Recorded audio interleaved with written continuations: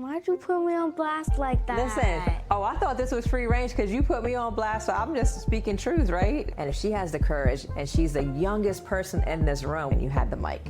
I'm like, whew, it's a little hot. And she did her sermon titled, Don't Be Scared, Do It Afraid, 2 Timothy 1:7. And what that really talks about is God has not given us the spirit of fear, but of power, love, and a sound mind.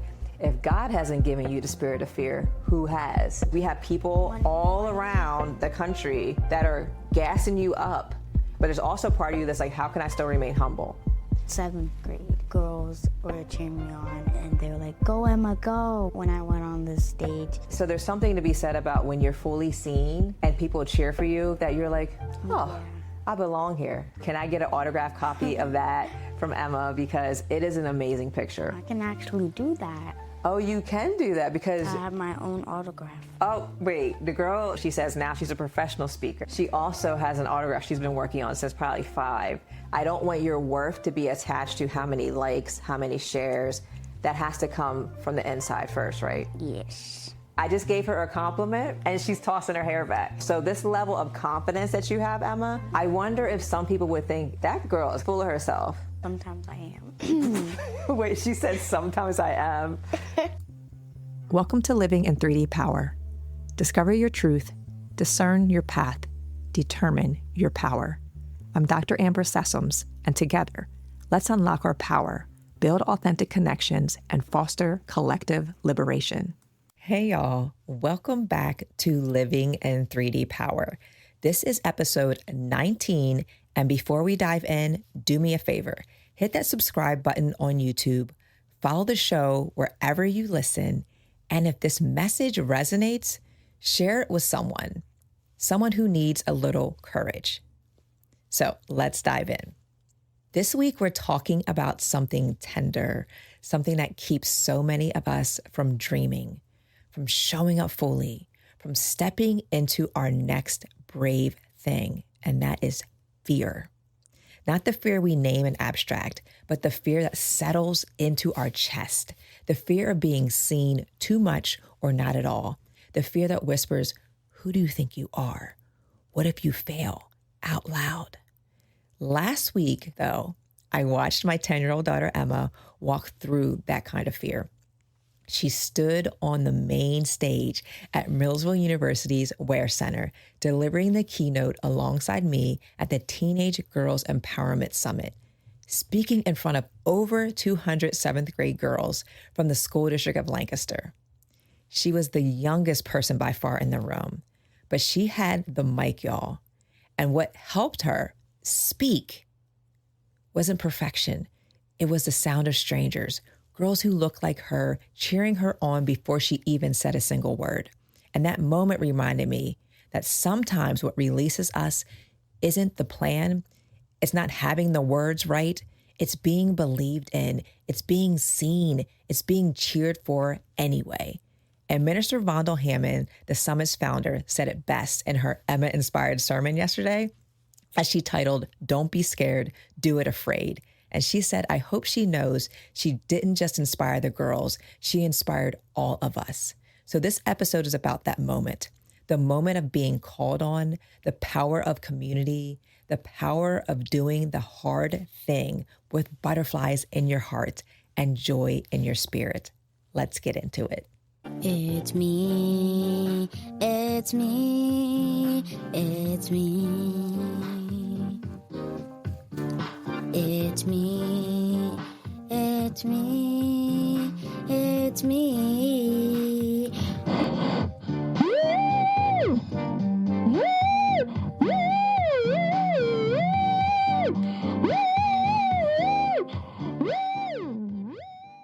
Hey, it's me, Emma. Welcome back to Living in 3D Power, and today we're going to be talking about facing your fears. Facing your fears. And I think this is a perfect transition from last week's, our first live podcast, and just in front of a couple people. How many people? Over 250. Yeah, over 250. So at least 200 girls, and then including other adults. So I mean, you're all the buzz right now, Emma. It's such a big deal. 10-year-old. I can't remember at 10, or I know at 10, I was never on stage in front of hundreds of people just speaking truth. So for you to do that at 10 and for me to be your mama and watching that, it just brings a little bit of healing to me, because I'm sitting there watching you. And one of the biggest things that we're going to talk about is how the girls just supported you, but also the adults. So the cool thing was that Minister Vondel Hammond reached out to me, and we used to do some board work together for a diversity organization. And she says, I love your podcast. I love Emma. And I really feel led to ask y'all to be the keynote. So she did that. And then she reached out to me yesterday and she goes, I want you to tell Emma that she's going to be a part of my sermon tomorrow, which I think was so cool. So we got to listen to her sermon, and I just want to quote some of her sermon. And she did her sermon titled, Don't Be Scared, Do It Afraid. And it was 2 Timothy 1:7. And what that really talks about is God has not given us the spirit of fear, but of power, love, and a sound mind. And it makes me think of Pastor Trey DuPont. A couple Sundays ago, he posed a question. He said, if God hasn't given you the spirit of fear, who has? And that's such a powerful question. So what she did was she took that, don't be scared, do it afraid, because she was inspired by you. And so I want to just share a little bit with the audience, because when you heard it, I think it was just so cool that she was shouting you out in a sermon. But part of what she said was, and I'm just literally quoting from her sermon, she was fearful. She stood, though, in the power of looking at her daddy and looking at her mother and looking at all the girls that were in the audience. And they were like, go, Emma, go. You can hear actually Miss Bond be like, go, Emma, when you got on stage with all the girls are yelling. Did you hear her? Because she was at the mic on the podium when she introduced us. So it was like, go, Emma, go. You can do this. You can do this. A 10-year-old, though fearful, she gripped herself together with nerves of steel. She was courageous, and she graced that stage as a keynote. And when I gave her her little check, she was so excited. She thought she was rich. You did say that. I'm rich. The picture, y'all, of her getting that check is just priceless. She thought she was rich, but not only did that, she jumped up into his arms and she looked at her dad's eyes and said, Daddy, I did it. I did it afraid. She said that's as if you looked at him like that. I did it afraid. And I can't wait to get that picture back, because it was such a beautiful picture, because you just kind of melted into his arms, and you said that was your favorite picture. But we have some other images coming from We and Company, so I'm excited to see that. So I love that she said that. And then she recalled at the end of her sermon, she said, Emma said the reason why people don't dream again is because they're afraid of what other people will think. And she's like, a 10-year-old said that, y'all, a 10-year-old. And what she said is, I will not be that person that doesn't dream because I'm worried about what others think. The Lord is the one that will give you what you need to be accomplishing, what he has for you to do. So don't let it go to the grave. Do it scared, do it afraid. So she was so inspired because you did it afraid. So let's talk about that a little bit. So we keep these questions pretty general, right? So that anyone could ask the questions, because we have curiosity cards for y'all to ask with your own family. Not everyone's going to have the experience of being 10 years old and being on a stage and having 200 plus people cheer for them.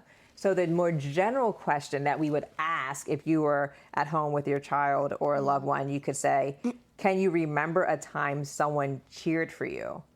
I think you have a pretty good idea or example of remembering a very recent time when someone or somebody or some people or a crowd cheered for you. So talk a little bit about that. What was that like?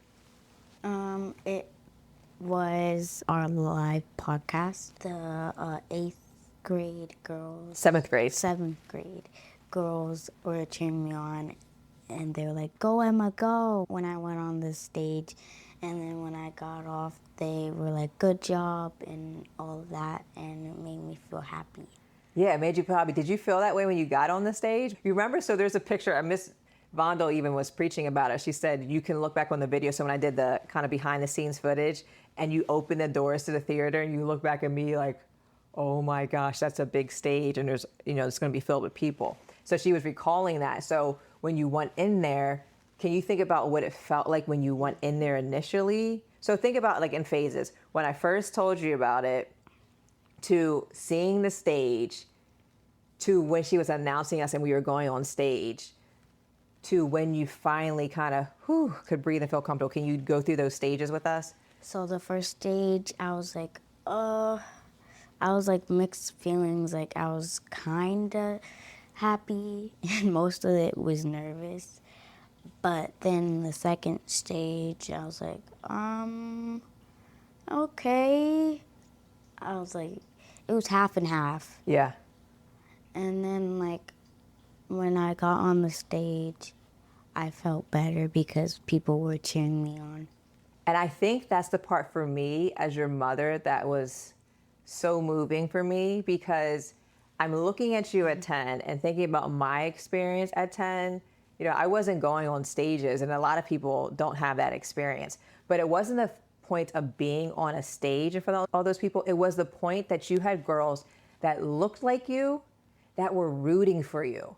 And I just think everyone deserves to have that. Mm-hmm. And not just a once in time experience, but like something that you have on a regular basis. But the fact that you were able to have that made me so happy, because I think that creates a different pathway for you. Mm-hmm. And stop thinking about, and this is my experience, right? And we talked about that even on the stage, and we talk about that now, how I did not feel great about myself and what I look like, but you're looking out at girls that look like you, and then they're looking at you and being like, I look like her. And if she has the courage, and she's the youngest person in this room, which I think is also wild. I didn't really think about that until today, that you were the youngest person in the room and you had the mic. So I just think that's a phenomenal experience. So I even think as an adult, who are the people, what's the community in my life that's rooting for me? Who are the people that have my back? And these people didn't even know you. And I think that's what also made it special, but they cheered for you and you relaxed, right? So there's something to be said about when you're fully seen and people cheer for you, that you're like, I belong here. This is awesome. and I'm gonna soak this up. Was that super special? Mm-hmm. Yeah, I think how do we gift that to everyone, right? Like, how can everyone have that experience? Because everyone deserves to feel celebrated in that way. So I think that was absolutely beautiful. I still reflect on it. I hope that you can bottle up that feeling. If you could describe what it felt like to have those girls cheer for you, what would it feel like? And where does it live in your body? My heart. Your heart? And what does it feel like? Butterflies. Butterflies. Yeah, butterflies in your heart, just like fluttering around. Just it was beautiful. And I think I get kind of tingly and I feel it all over, and it just gives me this lightness about me, because it's just so amazing to be able to witness it. And not only that was I able to witness it, but that we have it on film and we can watch it over and over again. Yay! And then we also have that amazing picture, y'all, like where we got the picture, we're on the stage and everyone's behind us. And so many people have reached out and said, please blow that picture up. You need to have that picture on your wall, or can I get an autographed copy of that from Emma, because it is an amazing picture. I can actually do that. Oh, you can do that, because I have my own autograph. Oh, wait, the girl, not only is she now a paid speaker, she says now she's a professional speaker. She also has an autograph she's been working on since probably 5. So yes, you can sign that. You can sign your artwork. You can also sign the picture. But we have to give Brian Wynn credit from School District Lancaster. Thank you, Bree, for taking that picture. And I just can't wait to see more pictures. So y'all gonna get sick of us, because you're gonna see lots of pictures coming. Mm-hmm. So another question I want to ask you that's on our list is, what are you really good at, even if you sometimes forget? My instrument. Your instrument? What? So is it forgetting that sometimes you forget to play it or practice? Why'd you put me on blast like that? Listen, I thought this was free range because you put me on blast, so I'm just speaking truth, right? We're just chilling in our living room. I thought I could tell that part. She's looking at the camera, y'all, with the side eye like, oh no, she put me on blast. So tell the listeners, what is the instrument that you play? String bass. So for y'all that don't know what a string bass is, Emma, describe that monstrous instrument to the people. It's really, really, really tall. It's taller than this, probably. It's taller than me. Definitely. And it has very deep notes. Deep notes. Mm-hmm. And you might have seen it before. and it's in the orchestra. So I play in the orchestra. And my concert soon. Yes, and you know what? Just thinking about now, I was on Facebook, and you remember your friend from preschool that we were talking about, and how the other student didn't want to hold her hand because she was black. Guess what instrument she plays? The bass. The same instrument. How cool is that? Y'all play the same instrument. And I told her mom was like, I cannot wait to tell her. That's so cool. What are the chances the two black girls are like, I'll take the bass? I wonder what she thinks, why she chose it. You chose it because The sound, I like the sound. you also said you like how it Feels. feels in your body. Yeah, it's a nice, I do like the bass tone. You do need that tone in there. So Emma's concert's this week. So maybe you're going to bust out your suit and tie again. Because listen, and can we just talk about the fashion? The theme is it's Dr. Seuss themed. Oh, All the places we'll go. okay. You're not feeling that theme?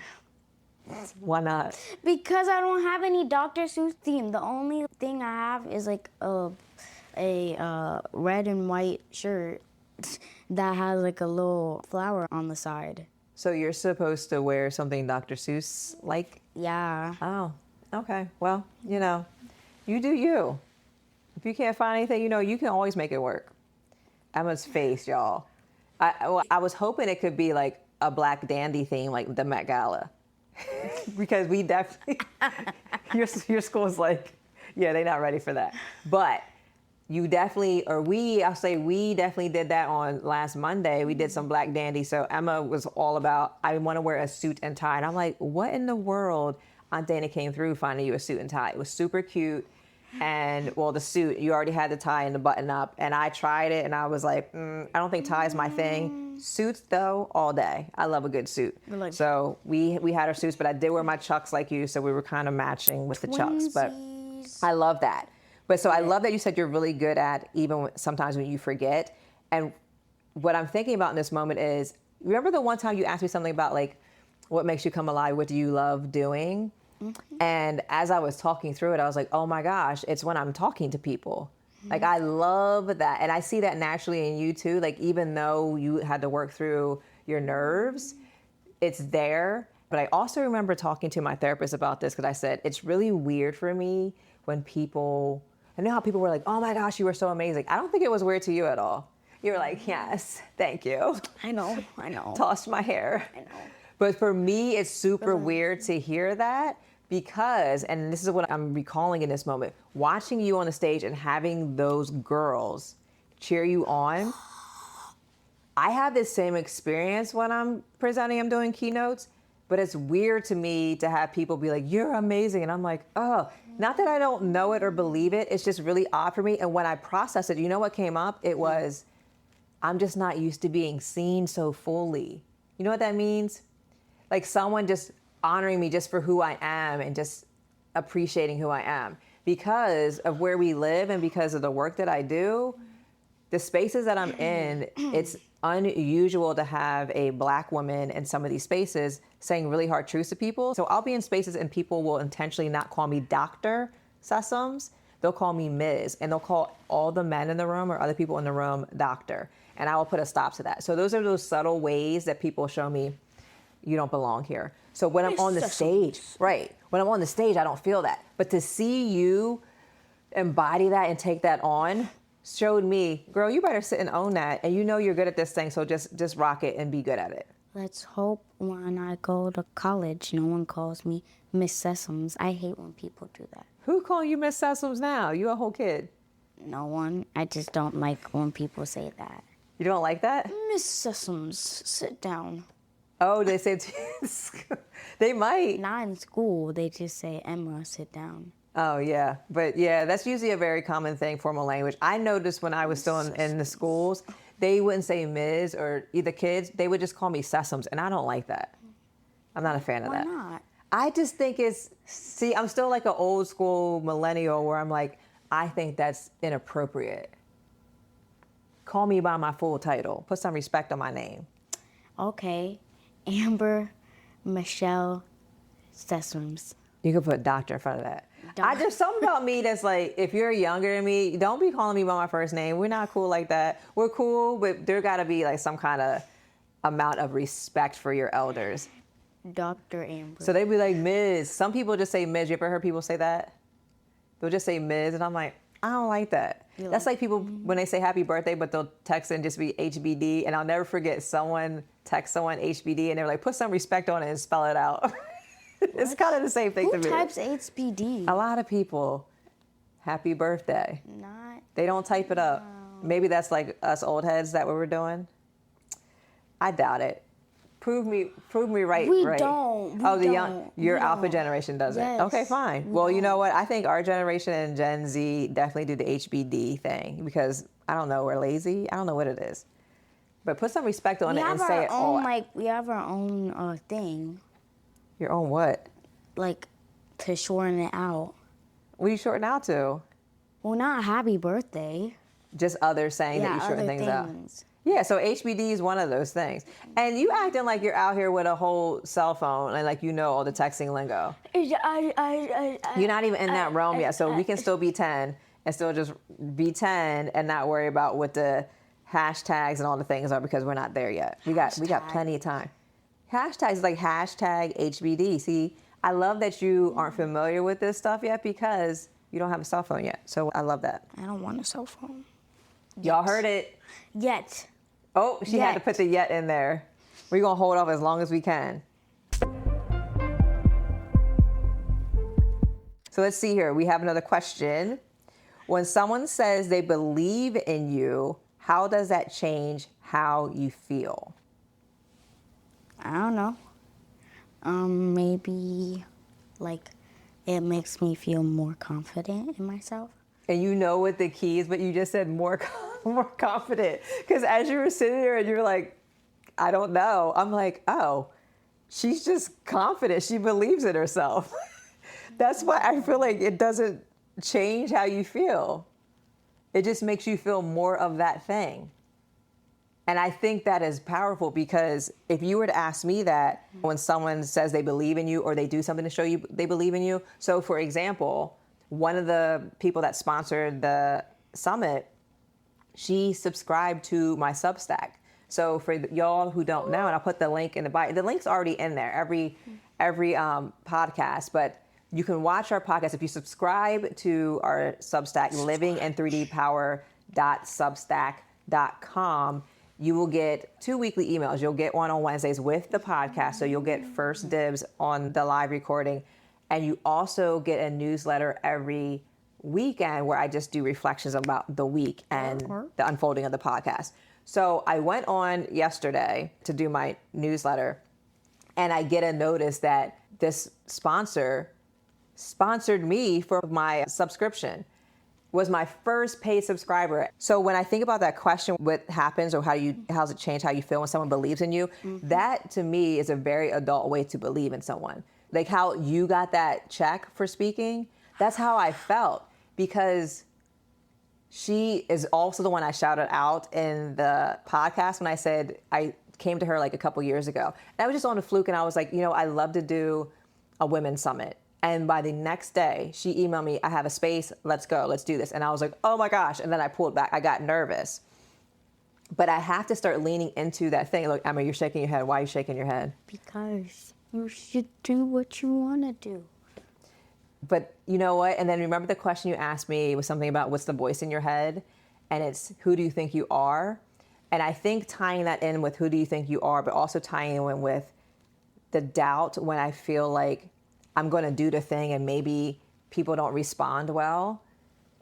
And I think I was feeling that with the newsletter a little bit. I was feeling like, oh, and also the cool thing was not only did I get my first subscriber, paid subscriber, I also got my 100th subscriber. So now I have 100 people. So it was like 4 months in, it might not be a big deal because you're like, 100 subscribers. But for me, trying something new, I think what I'm trying to learn to do is celebrate those small wins. Yes.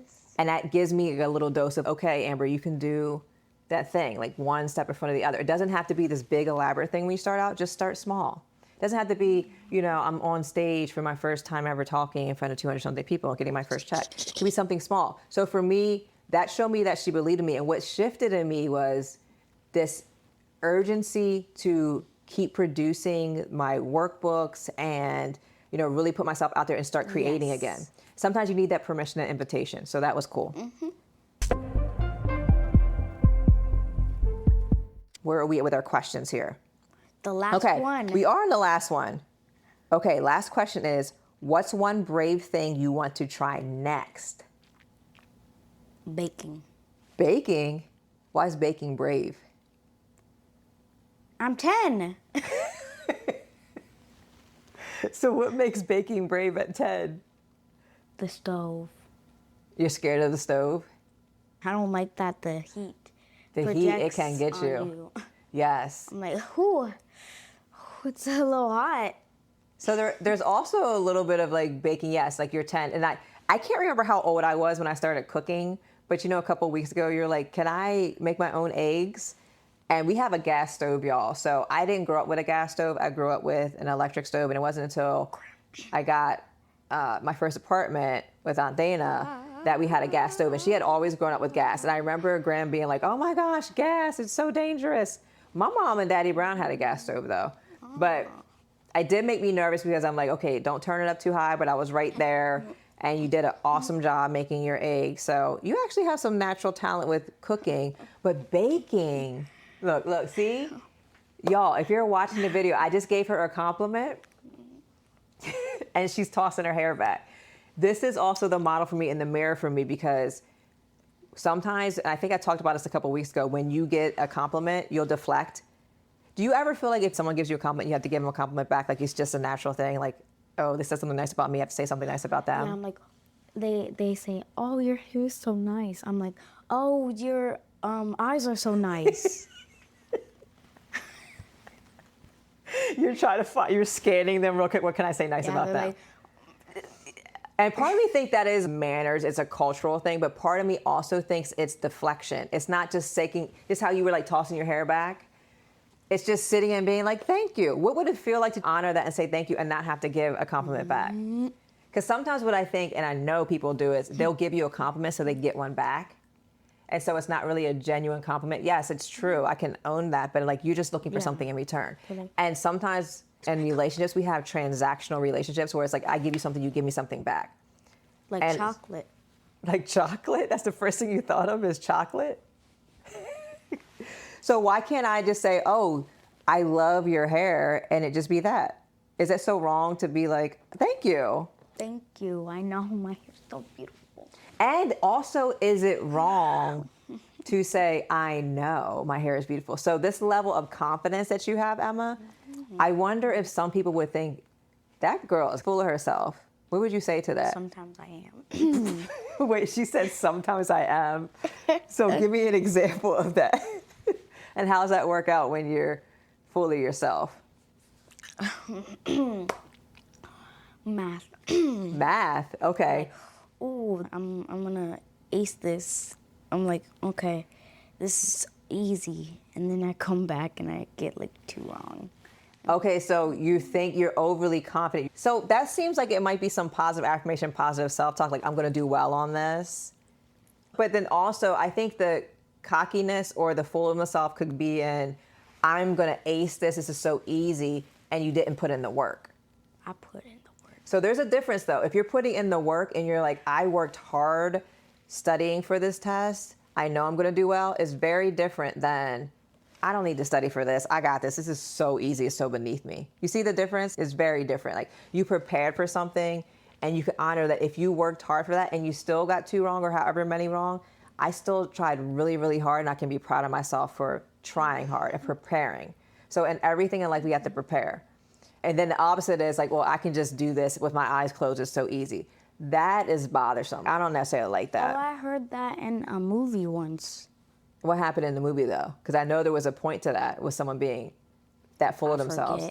Forget. You forget. Usually when people are like that, right, there's something that's going to happen to humble you, so that you can not think that you're so much above everyone else. And I think that's the powerful part that I want you to model that, to learn, to grow into that there's so many people, particularly right now, that keep coming up to you or sending you messages and saying, oh my gosh, you're phenomenal, you're awesome, you're such an inspiration, keep going. Watch out, Oprah was a comment that I got this week. Watch out, Oprah, she's gonna be on her own. She's taking over, Amber. You're gonna have to up her rate. You know, the person that wrote you the check was like, girl, we still need to get you in at that price point. Don't be going off and getting all big for us now. But those are kind of things like, yes, we have people all around the country that are gassing you up. And I think there's a healing, there's an amazing part that comes from that, especially being a little Black girl. But there's also a part of you that's like, how can I still remain humble? There's a tension between both of us. Yes, I can honor, like, I am that girl. Like we said on stage, and you were like, you even hear that sometimes and you'll still doubt yourself. Those moments do come. But I think honoring the both and of that, like I can still think I'm awesome. Maybe sometimes I'm not as awesome, but it doesn't change who I am. I'm still that girl, it doesn't matter. And even if people are cheering for me in the theater versus I'm just in my room alone doodling, it doesn't change my worth or how many likes we get on videos or how many views. Because remember early on, you were like, how many likes did we get? How many views? And I was like, it doesn't matter how many likes and views, right? The impact is there. It is cool to see that like some of them have been inspiring people, but I don't want your worth to be attached to how many likes, how many shares, how much praise you get. That has to come from the inside first, right? Yes. And we're working on that.